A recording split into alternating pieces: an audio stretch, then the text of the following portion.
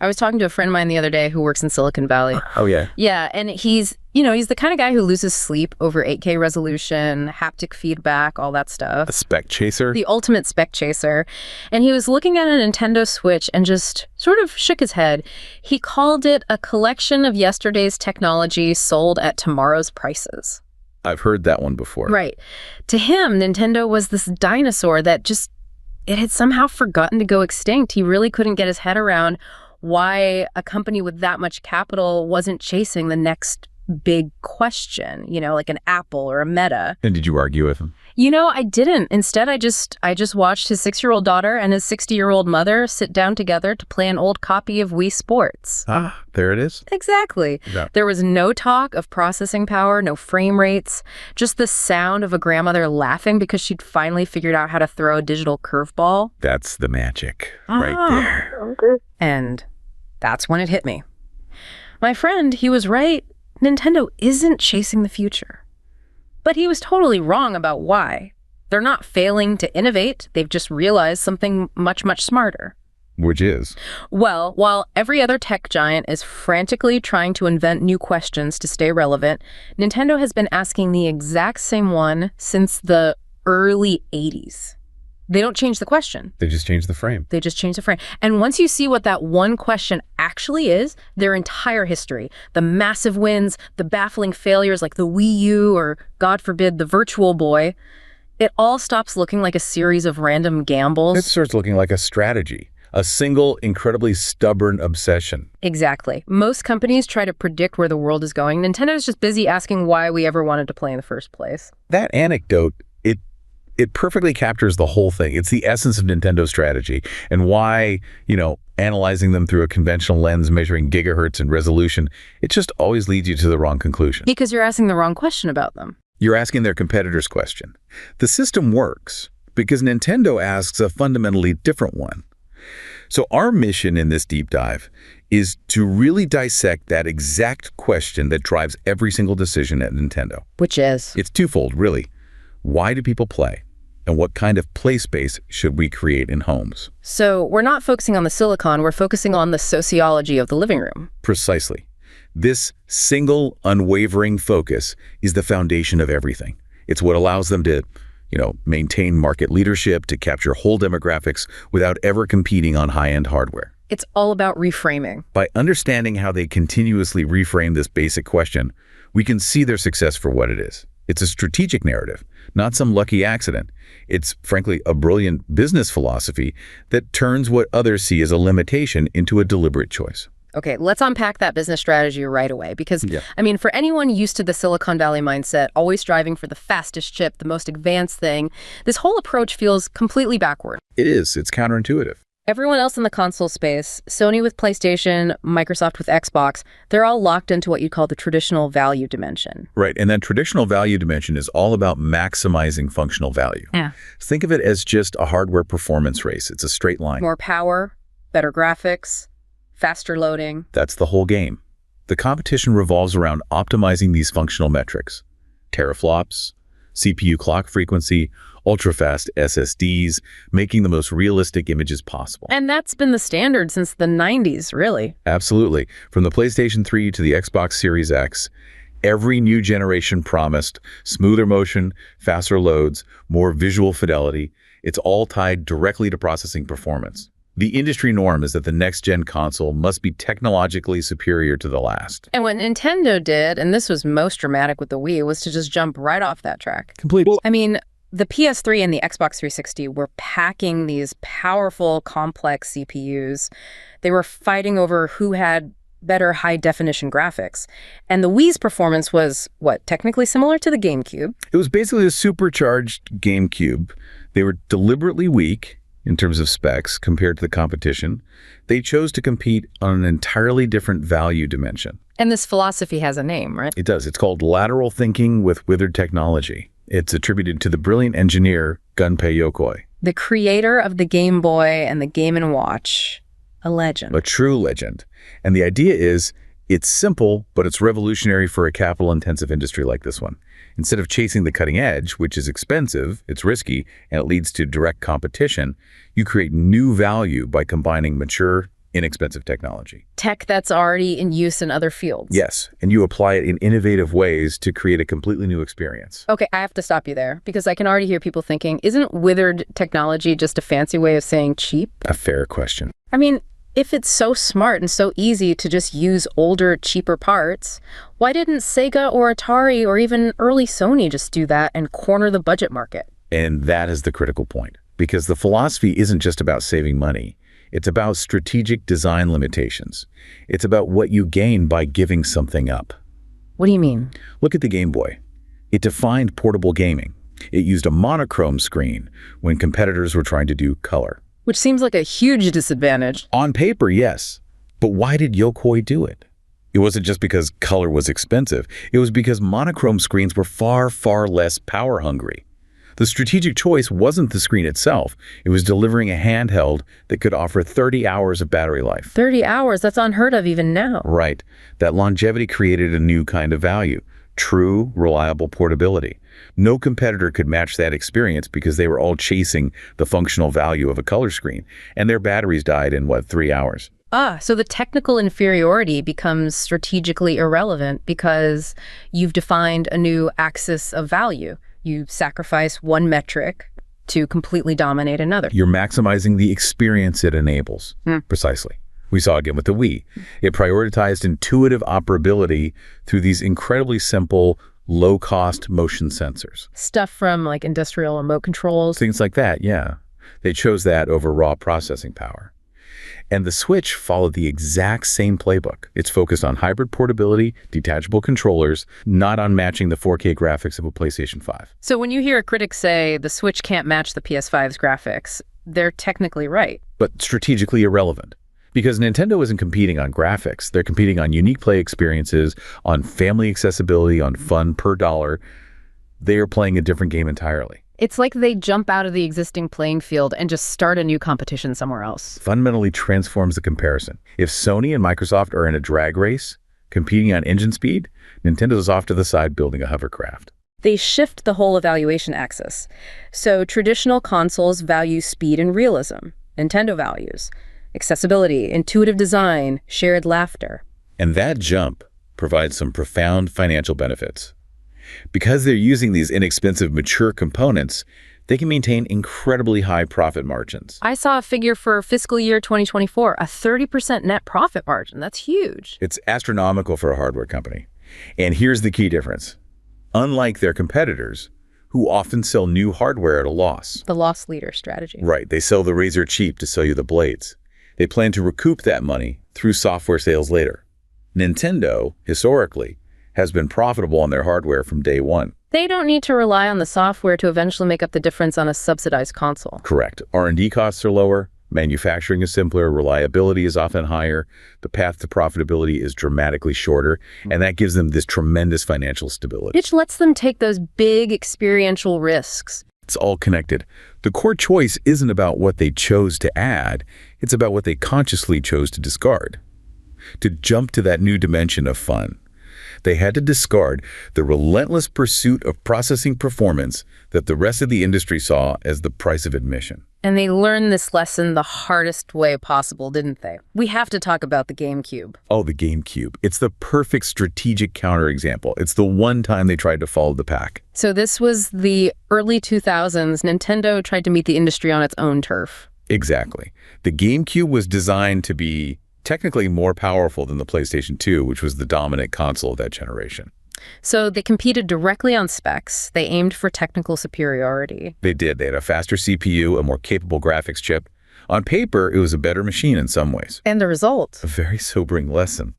The PlayStation 2 went on to sell an unprecedented 155 million units worldwide. It's one of the best-selling pieces of consumer electronics of all time. And the GameCube? The GameCube sold just 22 million units. This failure proved decisively that just having a slightly more powerful box guarantees you nothing, especially when you're up against an entrenched brand like Sony, which had already built these incredible third-party relationships and a strong brand around being the cool, powerful machine. So it wasn't a bad console, it was just competing in the wrong game, on a battlefield that was already dominated by a much larger force. That's it. And that experience solidified the pivot away from the spec race for good. It proved that functional superiority is often less important than strategic differentiation. So the mechanism is lateral thinking with withered technology. But for a strategy that radical to work over and over again, you need more than just clever engineering. You need a specific kind of company culture. Yes. Any company could try to use withered technology, but most would fail because their whole corporate culture is built on hitting performance metrics. The sources point to two critical internal factors that allow Nintendo to keep making this jump. First, visionary leadership. This is so critical because if you're intentionally deviating from the norm, you're aiming for something that doesn't exist yet. How do you rally a huge team of engineers around a goal they can't even see? Exactly. The goal becomes inherently unclear. You can't just follow a roadmap or look at market trends. And that's where someone like the former president, the late Satoru Iwata, was absolutely essential. He was the one who could determine that new direction, provide that North Star when the coordinates were still murky.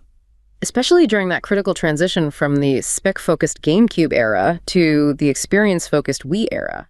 The sources stress that he often had to convince seasoned engineers that their goal was not to build the most technically excellent machine, but the most universally fun machine. How do you even do that? How do you sell that internally? When your hardware guys are telling you the competition has 500% more power than our design, how do you convince them to deliberately build something weaker? By tying it back to the second factor, a clear corporate product view. You have to remember, Nintendo's history isn't just in electronics.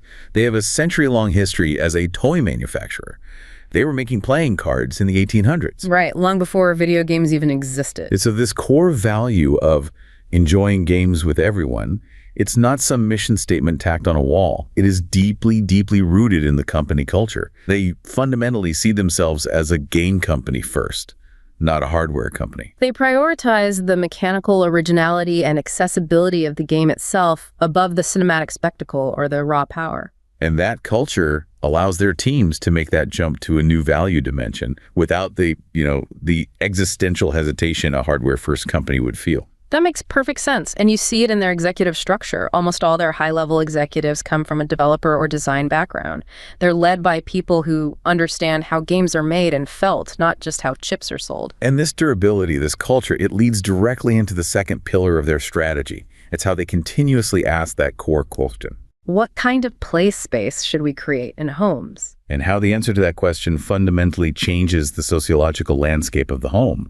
They are designing for human interaction, not just for an individual player staring at a screen. This is where we shift from business strategy to sociological strategy. They're not just selling a device, they're, altering the architecture of family time. That's a great way to put it. To really appreciate the reframing Nintendo does, you have to start with the physical constraints of the past. Think about the Famicom or the NES in the 80s, especially in a place like Japan with its smaller urban apartments. The sources mentioned donchi apartments, these dense housing complexes. Exactly. In that context, the console was a tether. A tether. I like that image. It was literally anchored to one corner of the room. Right. Play was completely location-bound. It was dictated by that big, heavy CRT television and the tangled mess of wires for the controllers and the power supply. The TV was this immovable center, and if you wanted to play, you had to be right there in that designated corner, probably sitting on the floor. Which promoted a shared, centralized experience, sure, because it was usually one console per household. But it was incredibly rigid. If mom wanted to watch the news, your game time was over. The game was always secondary to the TV's main function. The machine dictated the social terms. And if you didn't know the arcane button combos for some complex RPG, you were just out. You were excluded from the experience. And the Wii just shattered that entire mold. It reframed the living room by turning the act of play into a sociological event. It was a conscious effort to design a device that could blend into the heart of the home. It became, as some call it, the digital hearth. A digital hearth. That's a really powerful image. It suggests warmth, centrality, a place where everyone gathers. That was the goal. And how did they achieve that physical and cultural shift? Well, first, through design choices that were all about inclusion. The console itself. The Wii was compact, it consumed very little power, and it was clad in this non-threatening white plastic. It didn't look like a menacing black engine of complex tech. It was designed to fit on a bookshelf next to a photo frame. So the profound shift was that it changed the physical architecture of domestic social life. It moved the console from a corner machine to a centerpiece that actually demanded physical space and shared attention. It forced different generations to acknowledge one another. Instead of being hunched over, silently mastering complex button combos, people were standing up, swinging their arms in the middle of the room. I remember the Christmas the Wii launched. Suddenly, you'd see videos of people who had never touched a controller in their lives. Grandparents, aunts, uncles standing side by side, totally absorbed in a game of tennis. That is the essence of their genius. The Wii fundamentally expanded the definition of who counts as a player and what play actually means. And they did this in two major ways. First, by reframing the game itself. Like with brain training. Dr. Kawashima's brain training. A massive, completely unexpected hit. Why did it work so well? Because it didn't look like a game. It reframed the whole idea by asking, can everyday cognitive activities, calculating, memorizing, writing, be transformed into play? It successfully invited non-gamers, especially older generations, by saying, this isn't about video game mastery, this is mental exercise, but it's fun. It used the same core game, loop visible progress, trying to beat your personal best, but applied it to solving math problems. It tricked people into playing games by calling it training. It was brilliant. And then, of course, you have Wii Sports, which redefined competition entirely. With Wii Sports, they shifted the competitive axis completely away from needing to master a traditional controller. The interface was intuitive. It was everyday physical motions. Swinging a tennis racket, rolling a bowling ball. You didn't need 10 years of practice. You just needed functional arms. And that immediately leveled the playing field between a seasoned gamer and a complete novice. The value shifted from digital skill mastery to real-world intuitive action. Yes, but the deeper reframe was about what we were competing over. Traditional games are about winning, getting the highest score, often in silence with the headset on. Wii Sports shifted the value to being in the same space, sharing the experience, and laughing together. The shared moment mattered more than the final score. The absurd effort, the accidental strike, the collective cheering. That was the game. It was a philosophical shift.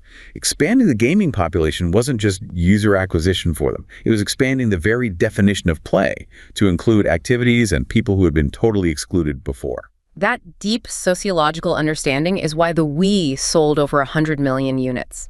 They weren't optimizing for a niche, they were optimizing for universal human interaction. But that massive success created a huge challenge, right? How do you follow that up? Exactly. And that leads us straight into the critical comparison between the Wii U and the Switch. Because the Wii U, in retrospect, looks like a failure of translation, not a failure of the original brilliant question. Right. So let's get into that. The Wii U. Following the Wii's success, Nintendo was still driven by that same goal, innovate the home play space. And they asked a new, intellectually sound question. Which was? Can we create new living room experiences by combining a big TV screen with a second screen in your hands? You know, the intuition behind that sounds incredibly modern. It's basically anticipating today's living rooms where everyone's on multiple screens at once. You're watching Netflix on the TV while scrolling on your phone. The intuition was solid. The timing was right. But the execution, the translation of that idea into a product completely failed to create value for the user or the developer. And the problem was the physical implementation, the Wii U gamepad itself. That was the core of it. Yeah. For the user, it just felt cumbersome. It was big, it was proprietary, you had to keep it charged. It didn't feel like a liberation, it felt like a requirement, a chore. It tried to give you two screens, but it ended up just trapping you. There's that great anecdote about the professional in Tokyo who felt trapped by the gamepad. Yes, and that story just perfectly illustrates the gap between the concept and the human reality. This guy loved the idea of playing Mario Kart on the gamepad while his partner watched the news on the TV. Sounds great. But the moment he decided to get up and walk to the kitchen to make a cup of coffee, the connection would snap. The wireless range was only about 10 feet. So the gamepad was still tethered, just not by a physical cord. It was tethered by this functional radius. And that limited the human reality. It forced you to stay near the console. So it didn't cut the tether, it just stretched it out a little bit. And that stretch wasn't enough to deliver real mobility. It sounds like the ultimate first world problem, but it totally undermines that core goal of friction-free, intuitive play. Precisely. And this failure extended to the developers, too. Designing for two separate screens was expensive, it was complex, and for most third-party developers, the unique value just wasn't clear. So they just ignored the gamepad's features. And the result was catastrophic, really. Coming off a 100 million unit success with the Wii. The Wii U sold only 13.5 million units. The question was fine. The translation was poor. But here's the masterstroke. Instead of just throwing out the core idea of hybrid play, they went back to the original question and just left it. They asked it from a completely different position. This is the key. The Wii U was TV-centered. It assumed the television in the living room was the hub of the universe. The Switch became human-centered. It's context-flexible. That shift in perspective is everything. It's the key to the Switch's triumph. They radically reframed the Wii U's question. The new question became, what if the center of play isn't the TV, but the person? What if the screen follows the player? It shifted the whole subject of the interaction from the static hardware in the room to the fluid, mobile reality of the user. And the crucial element was finally cut in the tether completely. The physical environment was no longer a constraint. It became a choice. Exactly. The user is fluid. They might be on the couch, then on the train, then waiting at the doctor's office. The console had to accommodate that mobility. And the hardware design, the hybrid nature, docked for TV, portable for handheld, the detachable Joy-Cons for instant multiplayer, that's all the physical realization of that new human-centered question. It delivers on play anytime, anywhere, with anyone, in a way the Wii U could only dream of. And the market validation for this reframing is just staggering. After the Wii U failure, the Switch's sales represent one of the greatest comebacks in corporate history. Absolutely massive. The Switch has sold over 152 million units to date. It's on track to be one of the best-selling consoles ever. This confirms the audience was ready for the hybrid concept. They just needed the right execution. And you can see the durability of this strategy in the run-up to the Switch 2, which is anticipated for 2025. Right, let's talk about that future strategy, because here's where it gets really interesting. They're launching a new console, but the narrative they're building is completely different from what Sony or Microsoft would do. They are not emphasizing raw processing specs at all. They are strategically irrelevant to the spec race, even if the new console ends up being significantly more powerful.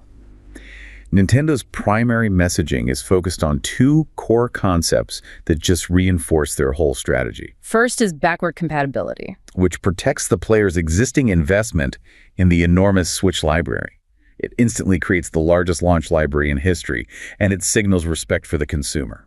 And second, they're just emphasizing hybrid portability again. They're refining the core concept that work. It's a better translation of the same question, not a new question. Exactly. They want you asking, what enhanced experiences can I have with this? Not, what's the clock speed? And this strategy is already validating itself.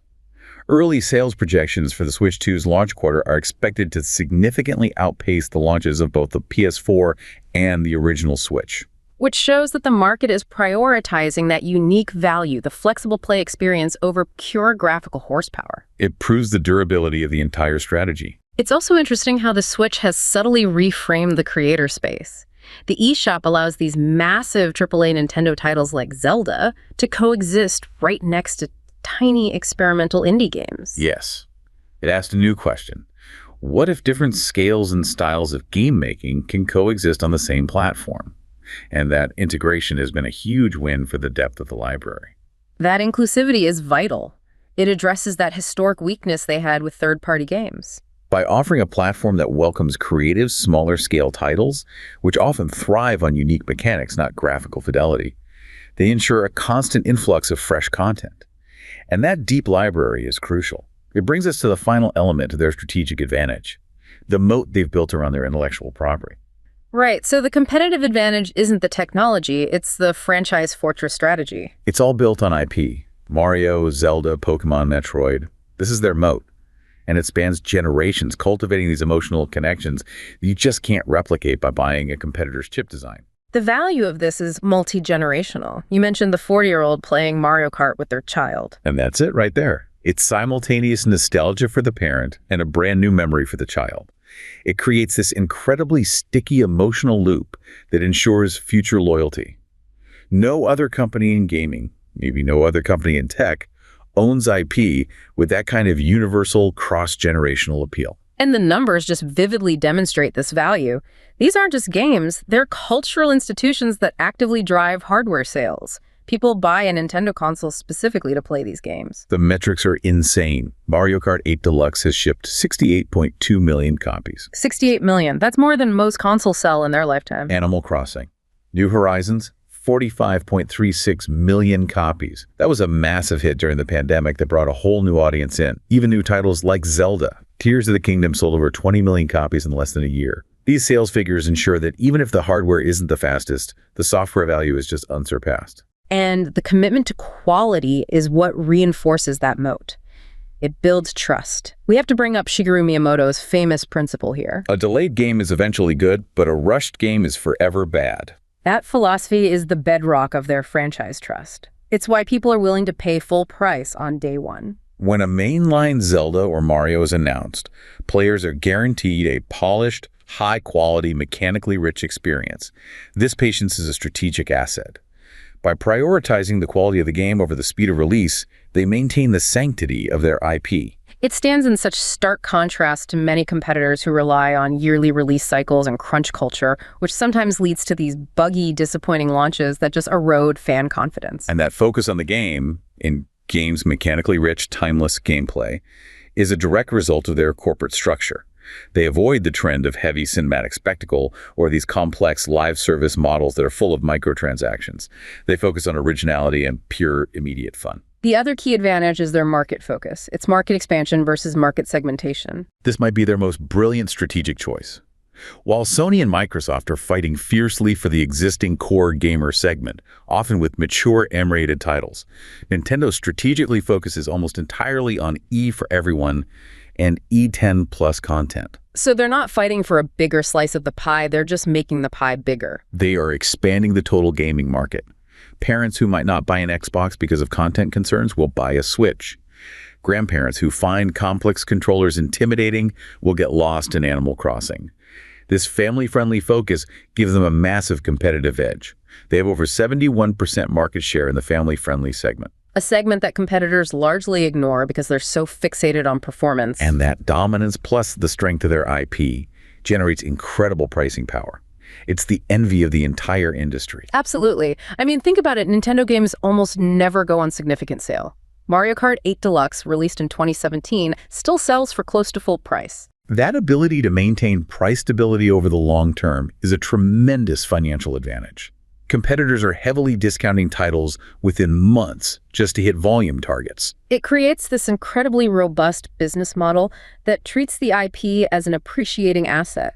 They're patient. They let titles like Luigi's Mansion or Animal Crossing grow their audience over generations. If some of those were third-party franchises on another platform, they might have been abandoned after one game with mid-level sales. Think about what happened to Crash Bandicoot or Little Big Planet under different owners. Nintendo views its IPs as treasures to be cultivated, not just products to be sold. So this long-term focus has clearly paid off. But we have to acknowledge this unique strategy isn't immune to pressure. There are inherent risks they face. Absolutely. It's not a foolproof plan. What are the main challenges facing the franchise fortress strategy right now? Well, first, that historic weakness of third-party dependence is always a threat. The Switch has been much better, but AAA developers still sometimes skip Nintendo platforms for technical reasons. Developing for a lower-spec machine can be more work. So if Nintendo's first-party releases slow down for any reason, the library could thin out quickly. Which has happened in the past, during the mid to late cycle of their consoles. And then you have the ever-present competition from smartphones in the casual market. Right. The casual space they basically pioneered is now flooded with powerful, portable, and often free alternatives. And while Nintendo's franchises are differentiated and have superior mechanical depth, the competition for just a moment of someone's casual time is incredibly fierce. And then there's the most catastrophic risk of all, the generational transition risk. The Wii U failure is the ghost that always haunts them.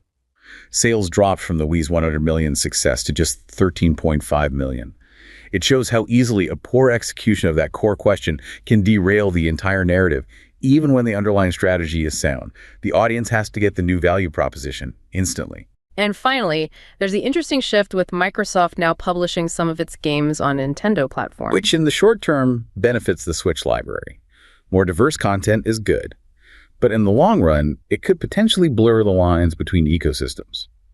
If the only advantage Nintendo has is its first-party IP, and competitors start putting their IP on the Switch, well, the platform choice becomes a little less distinct. Though Nintendo's first-party dominance is still a pretty powerful barrier. A very powerful one. So if we circle back to where we started, what this deep dive has really revealed is that Nintendo's longevity, their staggering success, it isn't about finding the ultimate answer like the fastest chip.